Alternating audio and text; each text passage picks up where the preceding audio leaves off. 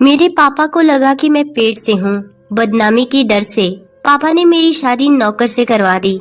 मैं बेकसूर थी, पर जब शादी के 6 महीने बाद ही मुझे बच्चा पैदा हुआ तो बच्चे को देखकर मेरे होश उड़ गए, क्योंकि ये बच्चा तो मैं थकी हारी कॉलेज से घर आई तो घर पर पापा को देखकर हैरान थी, क्योंकि पापा तो इस वक्त ऑफिस में रहते थे। आज भरी दोपहर में घर कैसे चले आए? गर्मी और पसीने की वजह से मेरी हालत बहुत खराब थी। पापा ने मुझे गहरी नजर देखा, जैसे कि वो मेरे अंदर कुछ झांकना चाहते हों, और मुझे देखते ही बहुत अजीब लफ्जों में पूछने लगे, मानसी, आज तुम्हें कॉलेज से आने में इतनी देर क्यों हो गई? पापा की बातों से मैं हैरान परेशान उनके सामने बैठ गई और बताने लगी कि आज कॉलेज में एक्स्ट्रा क्लासेस थे, इसलिए मुझे घर आने में देर हो गई। पापा ने सर से पांव तक मेरी तरफ देखा और कहने लगे, बस इतनी सी बात? मुझे उनका ये पूछने का अंदाज बिल्कुल अच्छा नहीं लगा, पर ये कोई नई बात नहीं थी। काफी सालों से मैं उनके इस रवैये से परेशान थी। पापा को मेरी बातों पर बहुत कम ही यकीन होता था। वो इस तरह सवाल करते जैसे मैं उनसे कुछ छुपा रही हूँ। मैंने कहा, हाँ पापा, बस इतनी सी बात थी। आखिर क्या बात हो सकती है? ड्राइवर मेरे साथ होता है, आप चाहे तो उससे भी पूछ सकते हैं। मुझे कॉलेज ले जाने और ले आने वाला ड्राइवर 24 से 25 साल का जवान लड़का था। उसका नाम आलोक था, लेकिन पापा को उस पर बहुत ज्यादा भरोसा था। इससे पहले उसका बाप हमारे यहाँ नौकरी करता था। वो लोग बहुत शरीफ लोग थे। जब से मैंने कॉलेज आना जाना शुरू किया था, आलोक ही मुझे ले आने और ले जाने की जिम्मेदारी उठा रहा था। इतना यकीन दिलाने के बाद पापा को किसी तरह मेरी बातों पर भरोसा हुआ। फिर उन्होंने कहा, ठीक है, कमरे में जाओ और फ्रेश हो जाओ, फिर साथ बैठकर खाना खाते हैं। मुझे अपने पापा का यह अंदाज बिल्कुल अच्छा नहीं लगा। कहने को तो वो मेरे बाप थे, पर प्यार करना तो बहुत दूर की बात, वो मेरे साथ बहुत सख्ती से पेश आते। मेरी हर छोटी से छोटी हरकत पर उनकी नजर होती थी। रात में वो कई बार मेरे कमरे का चक्कर लगाते। पता नहीं क्यों पापा को मुझ पर भरोसा नहीं था। जब मेरा गुस्सा थोड़ा ठंडा हुआ तो मैं फ्रेश होकर बाहर खाना खाने डाइनिंग टेबल पर आकर बैठ गई। पापा बार बार मेरी तरफ देख रहे थे, जैसे लगता था कि वो मुझसे कुछ कहना चाहते हैं। मैंने कई बार उनसे पूछा भी कि आखिर क्या बात है, पर उन्होंने मेरी बातों का कोई जवाब नहीं दिया। जब से माँ इस दुनिया से गई थी, पापा ने ही मुझे पाल पोस कर बड़ा किया था। माँ की मौत के वक्त मेरी उम्र लगभग 10 साल की थी, पर अब मेरी उम्र 17 साल हो गई थी। पापा हर वक्त मेरे साथ सख्ती से पेश आते। उनके इस रवैये से मैं अपने ही घर में घुटन महसूस करती। कॉलेज में मेरी एक दोस्त थी श्वेता, उससे मेरी गहरी दोस्ती थी। कभी कभार मैं श्वेता के घर चली जाती। श्वेता का एक भाई था, आशुतोष। जब मैं श्वेता के घर जाती तो आशुतोष भी हम लोगों से बातें करने लगता। कभी कभी आशुतोष श्वेता को कॉलेज छोड़ने आता। आशुतोष की बातों से लगता कि वो मुझे पसंद करता है। वो एक अच्छा लड़का था, लेकिन पापा के खौफ से मैं कोशिश करती कि उससे दूर दूर ही रहूं। लेकिन एक दिन मेरी बदकिस्मती थी कि क्या थी मुझे नहीं पता। पापा मेरे पीछे मेरे कॉलेज आ गए और उन्होंने आशुतोष के साथ मुझे बात करते हुए देख लिया। पापा मेरे कॉलेज क्यों आए थे ये तो मुझे नहीं पता, पर उस दिन से मेरी जिंदगी में कयामत आ गई। आशुतोष के साथ बात करते देख गुस्से में पापा ने मुझे गाड़ी में बिठाया और अपने साथ घर लेकर चले आए। उस दिन से पापा ने मेरा कॉलेज आना जाना बंद करवा दिया। उन्हें शक था कि आशुतोष के साथ मेरा रिश्ता है। मैंने पापा को लाख समझाने की कोशिश की, पर पापा ने मेरी एक न सुनी और गुस्से में मुझसे कहने लगे, मैं अपनी इज्जत को दांव पर लगते हुए नहीं देख सकता। तुमने मेरे भरोसे को तोड़ा है। तुम्हारी माँ के गुजरने के बाद मैंने हर दिन तुम्हारी फिक्र में गुजारा है। इतनी पाबंदियों के बाद तुमने आज मेरे मुंह पर कालिफ लगा दी। पापा के इस बात ने मुझे अंदर से झकझोर कर रख दिया था। मेरा रोना धोना कुछ काम नहीं आया और बिना किसी गुनाह के मेरी पढ़ाई बीच में ही अधूरी रह गई। जबकि आशुतोष के साथ मेरा ऐसा कोई रिश्ता नहीं था। कि पापा के सामने मुझे शर्मिंदा होना पड़ता या पापा की इज्जत पर कोई आँच आती। मैं घर में बंद होकर रह गई थी और हर वक्त खामोशी से अपने कमरे में पड़ी रहती। हमारे घर में पैसे रुपए की कोई कमी नहीं थी, पर एक आज़ादी थी जिसके लिए मैं तरस रही थी। मेरे पापा को ही जब मेरे ऊपर भरोसा नहीं था तो मैं गैरों से क्या उम्मीद रखती। एक दिन मेरे पापा के दोस्त प्रमोद अंकल, जो कि मेरे पापा के बिजनेस पार्टनर भी थे, हमारे घर आए। वो आते ही मेरी पढ़ाई के बारे में मुझसे पूछने लगे। मैंने रोते हुए उन्हें सारी बात बता दी। वो पापा के पुराने दोस्त थे और अक्सर ही हमारे घर आ जाया करते थे, इसलिए मुझे उनसे कोई झिझक नहीं थी। मैं अपने दिल की हर बात उनसे आसानी से बता दिया करती। प्रमोद अंकल को जब मेरी पढ़ाई के बारे में पता चला तो उन्होंने समझाते हुए मुझसे कहा, तुम फिक्र मत करो, तुम्हारे पापा से बात कर, मैं तुम्हारी पढ़ाई फिर से चालू करवा दूंगा। प्रमोद अंकल की बातें सुनकर मुझे थोड़ी तसल्ली हुई, क्योंकि पापा प्रमोद अंकल की हर बात मानते थे। प्रमोद अंकल किसी दिन पापा से ये बात कहते, इससे पहले मेरी जिंदगी ने एक नया मोड़ लिया। एक दिन रात के वक्त मैं गहरी नींद में सोई हुई थी कि पापा अचानक मेरे कमरे में आए तो मेरे मोबाइल की घंटी बज रही थी। तो पापा ने मेरे मोबाइल को उठाया तो फोन पर आशुतोष था।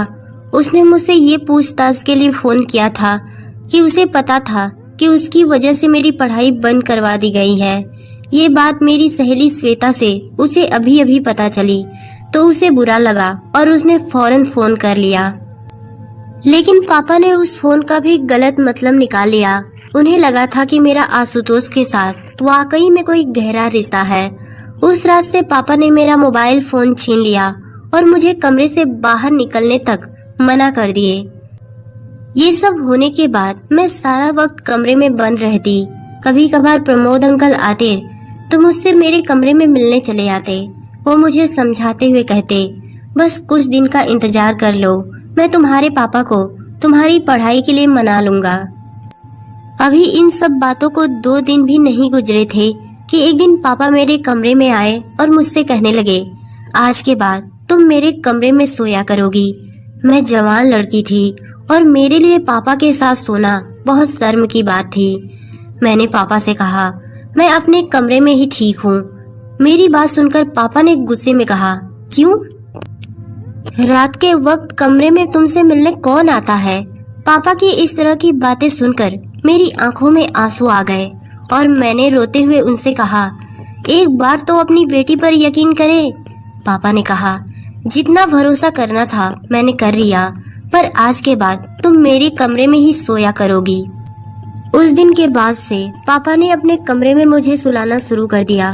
पापा के कमरे में सोते समय मैं सारी रात जागते हुए गुजार देती, क्योंकि पापा के कमरे में सोना मुझे अच्छा नहीं लगता था। सारी रात जागने की वजह से जब मैं अपने कमरे में जाती तो पूरा दिन सोते हुए गुजारती। अभी इन सब वाकये को 3 महीने गुजरे थे कि अचानक मेरी तबीयत खराब होने लगी। ऐसा लगता था कि मेरा सर भारी हो रहा है और मुझे चक्कर आ रहे हैं। पापा ने जैसे ही मेरी बिगड़ती हुई तबीयत को देखा तो उन्हें यकीन हो गया कि मैं प्रेग्नेंट हूँ। मेरी ये हालत देखकर पापा ने गुस्से में मुझसे कहा, देखा, तुम्हारे गलत काम का नतीजा हमारे सामने आ गया। जिस बात का हमें डर था वही हुआ। तुम उस लड़के से फोन पर बातें ही नहीं करती थी, बल्कि हमारे खानदान की इज्जत मिट्टी में मिला दी। अब हम कहीं मुंह दिखाने के काबिल नहीं बचे। पापा की ये बातें सुनकर मेरे सर पर आसमान गिर गया। पापा बदनामी के डर से ना तो मुझे अस्पताल ले जाना चाहते थे और ना ही मेरे किसी भी बातों पर यकीन कर रहे थे। ये सब होने के बाद पापा ने तुरंत फोन कर प्रमोद अंकल को घर पर बुलवा लिया और उन्हें भी ये खबर इस तरह सुनाई कि मैं शर्म के मारे जमीन में धंस गई। प्रमोद अंकल भी ये खबर सुनकर परेशान हो गए और उन्होंने मेरी तरफ देखते हुए कहा, मानसी, पहले मुझे लगता था कि तुम्हारे बाप को गलत फहमी है, पर तुमने तो उनकी इज्जत मिट्टी में मिलाकर रख दी है। एक बार भी अपने बाप के बारे में नहीं सोचा। प्रमोद अंकल ने मेरे पापा को मशवरा दिया कि अगर तुम्हें लगता है कि तुम्हारी बेटी ने वाकई में गलत काम किया है तो तुम रातों रात इसकी शादी करवा दो, ताकि इस बच्चे को पिता का नाम मिल जाए और ये बात ढकी छुपी रह जाए और तुम बदनामी से बच जाओ। मुझे प्रमोद अंकल से इस तरह की उम्मीद नहीं थी। मुझे लगता था कि शायद वो मेरी बातों को समझेंगे। पापा और प्रमोद अंकल अभी यही सब बातें कर रहे थे, तभी आलोक उन दोनों के लिए चाय बनाकर ले आया। आलोक को सामने देखते ही पापा ने अचानक उससे पूछ लिया कि क्या तुम मानसी से शादी करोगे? पापा की ये बात सुनकर मैं सदमे में आ गई कि पापा कैसे मेरी शादी एक नौकर से करवा सकते थे, जबकि मैंने कोई गुनाह भी नहीं किया था और न ही मैं प्रेग्नेंट थी। आलोक ने मेरी तरफ देखकर हकलाते हुए बोला, साहब आप ये कैसी बातें कर रहे हैं? मैं मानसी मेम साहब से शादी कैसे कर सकता? पापा ने आलोक को समझाते हुए कहा कि अगर वो मुझसे शादी करेगा तो उसकी पूरी जिंदगी बदल देंगे, बल्कि उसके माँ बाप की सारी जरूरतें भी पूरी करवा देंगे। पापा के इतना समझाने के बाद आलोक मुझसे शादी करने को तैयार हो गया और अगले 1-2 दिनों में मेरी शादी आलोक से करवा दी गई। मैं चाहकर भी इस शादी को मना नहीं कर पाई और ना चाहते हुए भी आलोक से शादी कर ली। पापा ने आलोक को गिफ्ट में एक फ्लैट दिया। शादी होने के बाद आलोक मुझे उसी फ्लैट में लेकर आया। आलोक को मैंने अपना पति होने का हक नहीं दिया था। हम और आलोक अलग अलग कमरे में रहते थे। मैं उससे जरूरत की बातें करती और अपने कमरे में बंद हो जाती। आलोक को मुझसे कोई शिकायत नहीं थी।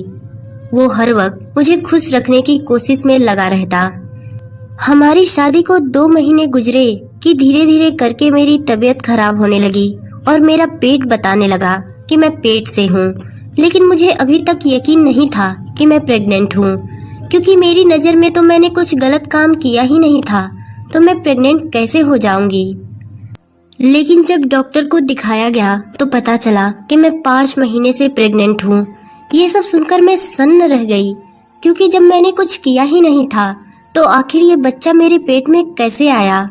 घर आने के बाद आलोक अब पहले से ज्यादा मेरा ख्याल करने लगा। आलोक मुझे हर वक्त खुश रखने की कोशिश करता। उसका इस तरह प्यार देखकर शायद धीरे धीरे मुझे भी उससे प्यार हो गया था, क्योंकि पहली बार मैंने अपनी जिंदगी में ऐसे शख्स को देखा था जो मेरी हर बात मानता और बिना किसी स्वार्थ के मेरे आगे पीछे लगा रहता। आलोक ने कभी भी मेरे पेट में पल रहे बच्चे के बारे में मुझसे कोई सवाल नहीं किया था। वो बहुत ही निस्वार्थ और नेक दिल का इंसान था। जब से मुझे पता चला था कि मैं 5 महीने पेट से हूँ, तब से मेरे दिल में कहीं न कहीं ये बात थी कि मेरे साथ जो कुछ भी हुआ है ये सब मेरे पापा ने ही किया है, क्योंकि जब से ये बच्चा मेरे पेट में आया था, शादी से पहले के वो 3 महीने हर रात मैं अपने पापा के कमरे में गुजारी थी। मेरे दिन कुछ इसी सोच विचार के साथ गुजर रहे थे कि कुछ दिन बाद मेरा 9वां महीना पूरा हुआ और मेरे पेट में दर्द होने लगा। मुझे जल्दी से हॉस्पिटल ले जाया गया। हॉस्पिटल जाने के बाद पता चला कि डिलीवरी का वक्त आ गया है। कुछ वक्त के इंतजार के बाद मैंने एक बेटे को जन्म दिया। डॉक्टर ने बच्चा दिखाने की कोशिश की तो मैंने मुंह फेर लिया। मैं उस बच्चे को देखना भी नहीं चाहती थी, जिसकी वजह से मेरी पूरी जिंदगी बर्बाद हो गई थी। आलोक ने जब देखा कि मैं उस बच्चे से नफरत करती हूँ तो उसने उस बच्चे को बड़े प्यार से गोद में ले लिया और वही उस बच्चे का ख्याल करने लगा। हॉस्पिटल से छुट्टी के बाद हम घर आ गए। आलोक दिलो जान से मेरी और मेरे बच्चे का ख्याल कर रहा था। उसका ये अंदाज देखकर मैंने बड़ी हैरत से पूछा, आलोक, कैसे तुम एक नाजायज बच्चे को इतने प्यार से अपना सकते हो, जबकि तुम इस बात से पूरी तरह वाकिफ हो कि ये बच्चा तुम्हारा नहीं है। मेरी बात सुनकर आलोक कुछ देर के लिए खामोश हो गया और फिर कहने लगा, मानसी, मैं आपसे बहुत प्यार करता हूँ। आपसे जुड़ी हर चीज मुझे बहुत प्यारी है। ये बच्चा आपने पैदा किया है, इससे मुझे उतना ही प्यार है जितना कि आपसे। उसके मुंह से अपने प्यार का इस तरह इजहार सुनकर मैं दंग रह गई। बच्चे को पैदा हुए महीना होने वाला था, लेकिन अब तक मैंने बच्चे को गोद में नहीं उठाया था। आलोक ही बच्चे का दिन रात ख्याल रखता। मैं अपने कमरे में बंद होकर अपनी बदनसीबी पर आंसू बहाती रहती। मैं उस बच्चे को हरगिज अपनाना नहीं चाहती थी। एक दिन मैं अपने कमरे में बैठी हुई रो रही थी कि आलोक मेरे पास आया और मुझसे कहने लगा, मानसी जी, मुझे आपका ये दुख देखा नहीं जा रहा। क्या आपको जानना है कि ये बच्चा किसका है? उसके मुंह से ये बात सुनकर मैंने हैरत भरे अंदाज में कहा, हाँ मुझे जानना है, मुझे जल्दी बताओ। आलोक ने कहा, मैं आपको सब कुछ बताऊंगा, पर इसके लिए आपको मुझसे एक वादा करना होगा। मैंने कहा, क्या? यही कि ये सच्चाई जानने के बाद आप इस बात को अपने दिल में दफन कर लेंगे और किसी को नहीं बताएंगे, क्योंकि ये बात किसी को पता चली कि ये बच्चा किसका है तो हमारे बच्चे के भविष्य पर बहुत बुरा असर पड़ेगा। और इसमें इस मासूम का क्या कसूर? मुझे किसी भी हालत में सच्चाई जाननी थी, इसलिए मैंने आलोक से वादा किया, ठीक है, जैसा तुम कहते हो मैं वैसा ही करूंगी। पर आलोक के मुंह से सच्चाई जानने के बाद मेरे पैरों तले से जमीन खिसक गई, क्योंकि इस बच्चे का बाप वो इंसान था जिस पर मैं खुद से भी ज्यादा भरोसा करती थी। मेरे बच्चे के पिता प्रमोद अंकल थे और प्रमोद अंकल ये सब मेरे साथ मेरी पापा की प्रॉपर्टी हड़पने के लिए किए थे। प्रमोद अंकल शुरू से ही मेरे पापा को मेरे प्रति भड़काते थे, इसीलिए मेरे पापा मेरे ऊपर भरोसा नहीं करते। आलोक ने बताया कि एक दिन प्रमोद घर पर आया तो आलोक के सिवा घर पर कोई नहीं था। शायद उस दिन मेरे सर में बहुत तेज दर्द था और मैंने आलोक से चाय बनाने को कहा था। तभी अचानक प्रमोद आया और आलोक को किचन में चाय बनाता हुआ देख आलोक से पूछने लगा, किसके लिए चाय बना रहे हो? जब उसे पता चला कि आलोक मेरे लिए चाय बना रहा है तो उसने किसी बहाने से आलोक को जरूरी काम के लिए बाहर भेज दिया और बोला, तुम जाओ, मानसी को चाय मैं दे दूंगा। आलोक ने जब ये बात मुझे बताई तो मुझे याद आया कि एक दिन प्रमोद ही मेरे लिए चाय लेकर आया था। मुझे क्या पता था कि पिता समान होने के बावजूद वो मेरे साथ ऐसा करेगा। मैंने बेझिझक उसके हाथ से चाय लेकर पी ली थी और चाय पीते ही मुझे नींद आ गई थी। नींद नहीं बल्कि मैं बेहोश हो गई थी। आलोक ने बताया कि उसे पता नहीं क्यों कुछ अनहोनी होने का अंदेशा हो गया था, इसीलिए काम निपटाकर घर जल्दी आया। पर जब तक मैं आया तब तक प्रमोद काम कर चुका था और आपके कमरे से निकलते हुए अपने शर्ट की बटन बंद करता हुआ अपने घर चला गया। तब से मैं प्रमोद और आपके पापा की बातों पर ध्यान देने लगा। ज्यादातर प्रमोद आपके बारे में आपके पापा को भड़काता। मैं चाहता तो ये सारी बातें आपसे और आपके पापा से बता सकता था, लेकिन मुझे पता था कि मुझ जैसे नौकर की बातों पर कौन भरोसा करेगा। पर आपके साथ जब आपके पापा सख्ती से पेश आते तो मुझे बहुत बुरा लगता। मानसी जी, भले ही मैं आपके घर का नौकर या ड्राइवर था, पर आपके साथ ऐसा होता हुआ देख मेरा दिल तड़प उठता।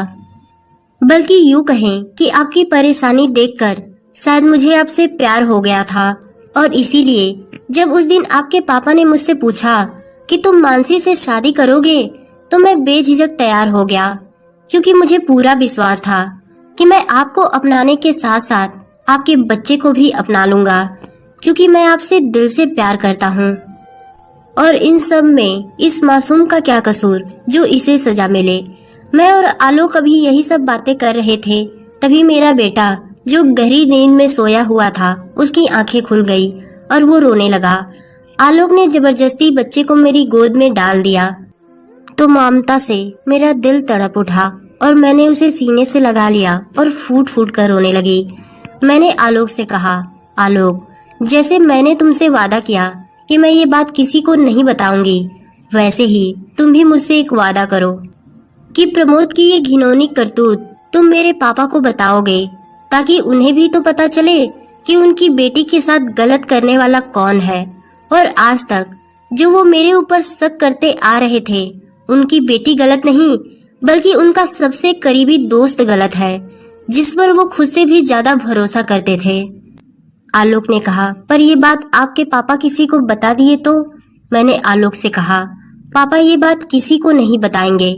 मैं पापा को समझा लूंगी, अपने लिए ना सही पर अपने बच्चे के लिए। बस ये बात मैं उन्हें इसलिए बताना चाहती हूँ कि उन्हें भी सच्चाई का पता चले। आलोक ने उसी वक्त फोन करके पापा को बुलाया और सारी सच्चाई बताई। पापा को जब ये बात पता चली तो वो मेरे सामने हाथ जोड़कर फूट फूट कर रोने लगे और कहने लगे, मानसी, मुझे माफ कर दो। मैंने अपनी बेटी पर भरोसा न करके बहुत गलत किया, और अगर इस बच्चे की बात ना होती तो मैं अभी और इसी वक्त प्रमोद को जेल भेजवा देता। पापा उसी दिन मुझे और आलोक को अपने साथ लेकर चले आए और प्रमोद से सारे रिश्ते नाते तोड़ दिए। हमने और आलोक ने एक वादा किया कि हम गैरों से ज्यादा अपने बच्चों की बातें सुनेंगे, क्योंकि जो मेरे पापा ने मेरे साथ किया कोई भी पेरेंट्स अपने बच्चों के साथ ना करें। क्योंकि अगर मेरे पापा मुझ पर भरोसा किए होते तो आज मुझे ये